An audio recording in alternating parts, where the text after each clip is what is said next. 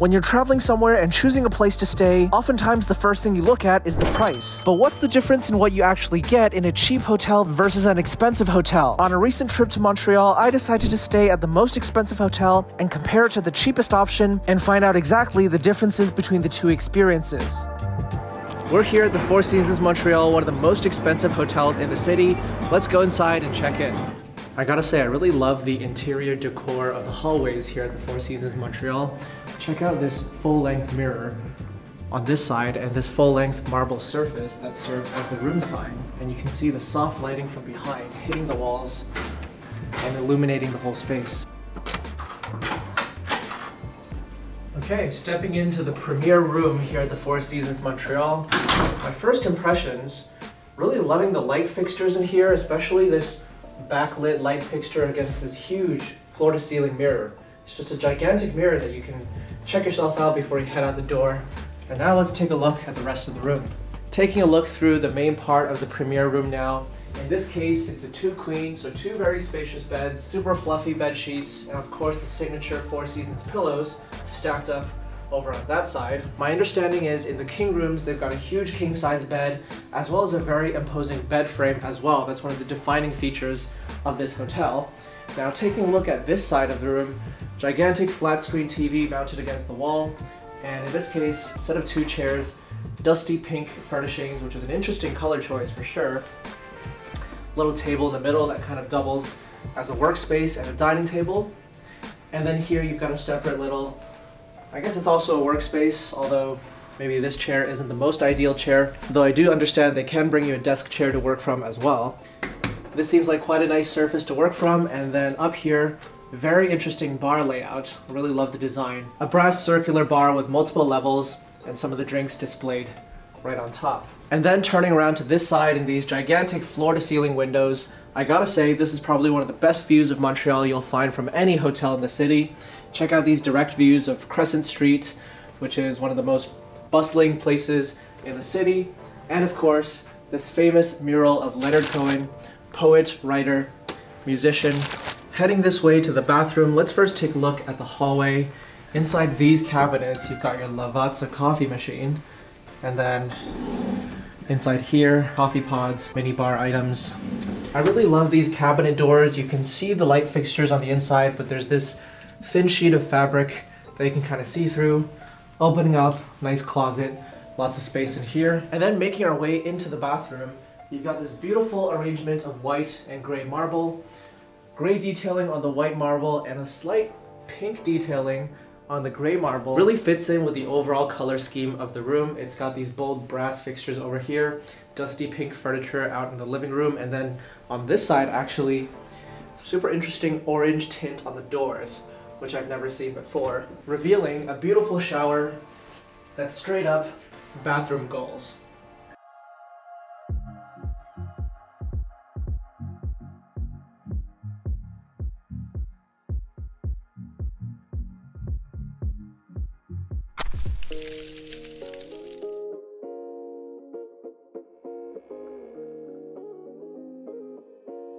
Alright, checking out the gym now here at the Four Seasons Montreal. It really is a huge space, one of the bigger gyms I've been to, and there's a really good variety of equipment. I mean, look at all these machines over there on that side, treadmills, free weights over there, this central machine over here. One thing I'd like to point out, it looks like they've carved a recess up here in the roof specifically for this huge machine, which is really quite impressive. So definitely looks like a very enjoyable place to squeeze in a workout, and that's exactly what we're going to do now.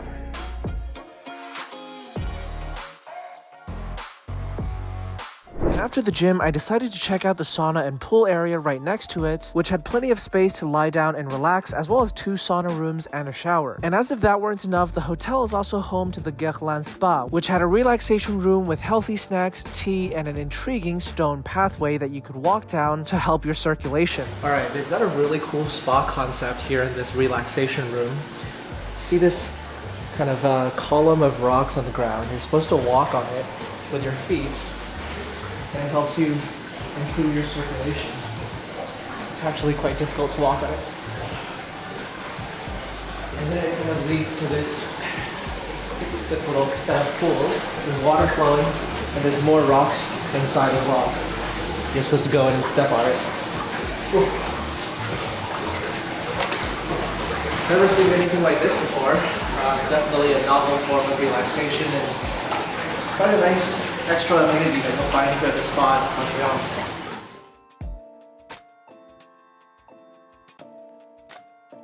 Alright, after a super enjoyable stay here at the Four Seasons Montreal, it's time to head over to the High-G Pod Hotel, which is actually one of the cheapest accommodations in the city. However, they do market themselves really well as a boutique pod hotel. The pictures look nice, so let's go check out what it's actually like. Upon arrival, we were met with a self-check-in kiosk that after a few moments we realized just didn't work. Instead, an employee came out to greet us after a few minutes who had to lead us down and guide us to our pods. Okay, so now it's time to check into our room here at the High-G Hotel. We've been assigned room number 1, down in the corner here. Looks like there's a password combination. And there it goes.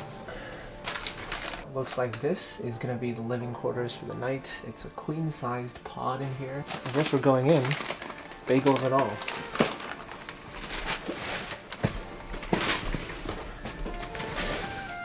Alright, so this is the living quarters here at the High-G Pod Hotel. Fairly comfortable mattress, queen size, could accommodate 2 people.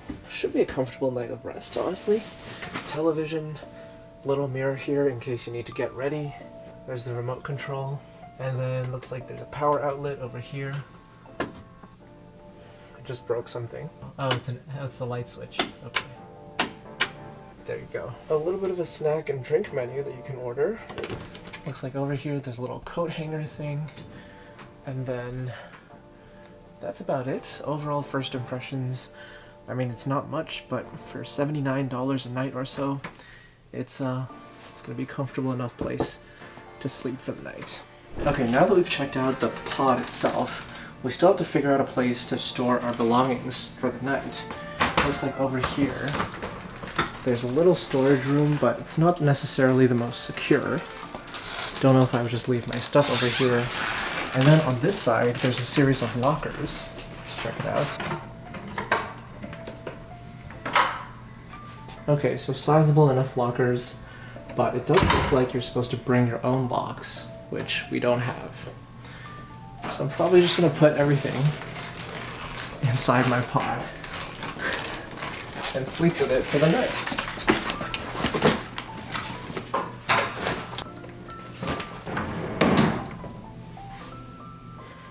Room number 8, cluster of pods number 8. There's about 9 of them in total. 7, 6. Everything's underground, so no natural light here at all. Let's take a look at the showers. You can see here there's a towel rack that you can take from, and then there's a basket for dirty towels. Got one of those sliding doors along this curved edge. If you look at the actual shower setup, I do like the sleek black design over there. The marble is also quite nice, but otherwise, must be said, it's pretty basic. Shared facilities. This is about it. You've got your toilet, and you've got a sink, and still the jet black sink features, which are pretty nice. And then let's go over there. Alright, so now we find ourselves in the common area of the High-G Hotel, and the first thing that catches my eye is this captivating disco lighting up at the very top. Looks like there could potentially be outdoor access, but everything's locked. So, other than the mood lighting, the disco lighting in here, you've got 4 seats on this side, a couple of seats over there, and then a kitchen, which is at least potentially quite useful. Got a fridge that you can store your food and leftover items in. You can cook your own meals, stovetop, microwave, clean after using the kitchen. So yeah, overall this is the common area and really the gathering place, the hub of daily life here at the High-G Hotel. And that kind of wraps up our tour because that's about all that the hotel has to offer. Finished brushing teeth. It's time to go to bed. Getting ready for comfortable night of rest. See if I can squeeze past my bags over here.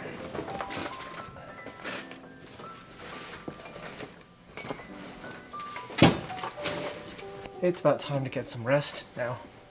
This is definitely, not necessarily the ideal living quarters, and I'm feeling a little bit nostalgic for my bed over at the Four Seasons Montreal, but for the price, I think this will do. And tomorrow morning, we've got an early flight out, so we'll be out of here pretty soon anyway. So for now, it's time to get some rest. I'll see you in the morning. 6 a.m. here at the Haiji Hotel, and we're about to leave. It was an okay night of rest, but I'm pretty happy to be getting out of here. Sleepy morning, but part of the reason we stayed here was also because we didn't need breakfast because we're going to catch a flight. So it's been a good trip to Montreal, a trip of contrasts. 2 different places we stayed at. One was the Four Seasons, definitely in the conversation for the city's best hotel. Truly very enjoyable experience, very modern design, just opened in 2019, and some amazing rooms and food and beverage outlets as well. And then our second night here at the Haiji Boutique Hotel, different kind of atmosphere, straight down the stairs, basically down a tunnel, and then you've got 9 different rooms, each with these huge pod structures, and inside each pod there's a queen size bed that's, can't say it was the most comfortable night of sleep, kind of hot in there. There's no circulation, no air conditioning. But now we're out of there, and honestly, for about $80 a night, next time I needed a place to simply crash in Montreal just for the evening, wouldn't rule out coming back here if price were a concern. Alright, if you enjoyed this video, make sure to go watch a similar video we did in Singapore. You can check out that video over here, cheapest versus most expensive hotel in Singapore, and let me know if you thought the cheapest hotel there or here was a better experience.